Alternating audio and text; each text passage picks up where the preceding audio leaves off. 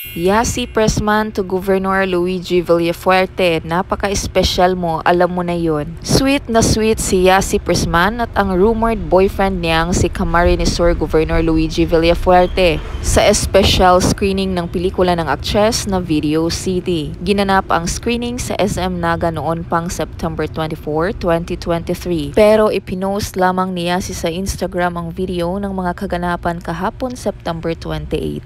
Magka-holding hands sila habang binabaybay ang pasilyo ng mall, pagsakay ng elevator hanggang sa loob ng sinihan bago pa ipalabas ang pelikula. Suportado naman ang constituents ng gobernador at ng kanyang mga kapamilya ang pagpapalabas ng pelikula ni Yasi sa Naga. Kaya malaki ang pasasalamat ng aktres sa suporta ng Villafuerte family na kanya nang naranasan mula pa noong taong 2013. Sabi ni Yasi, "Diyos mabalos po, Kamsor. Salamat po sa napakainit na pagtanggap ninyo po palagi sa akin. Salamat sa lahat po ng mga bumiyahe at nakarating po sa SM Naga mula sa iba't iba pong mga bayan. Nakakakilig at nakakatuwang marinig po ang mga tawanan, iyak at kilig na mula po sa inyo. Minsan pakiramdam ko na sa rides lang tayo mapapawat the ka na lang talaga kasi minsan sa pelikula, di ba? Hahaha, joke lang po. Pero sa pagiging seryoso naman po ulit, gusto ko lang talaga magpasalamat po sa buong Villafuerte family.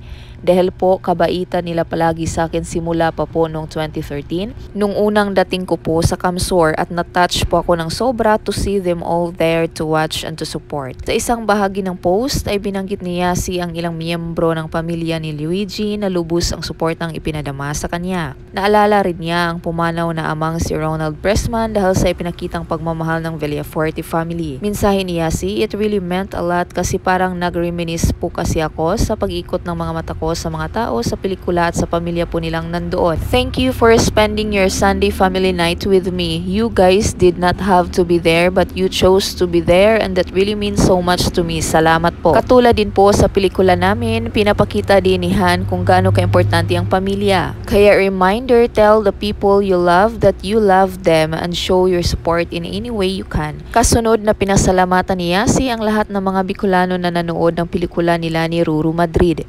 Sa huli, tinawag ng aktres na napaka-espesyal ang naugnay sa kanya ngayong si Luigi. Aniya, at syempre sa iyo sa nag-asikaso nito, salamat sa lahat.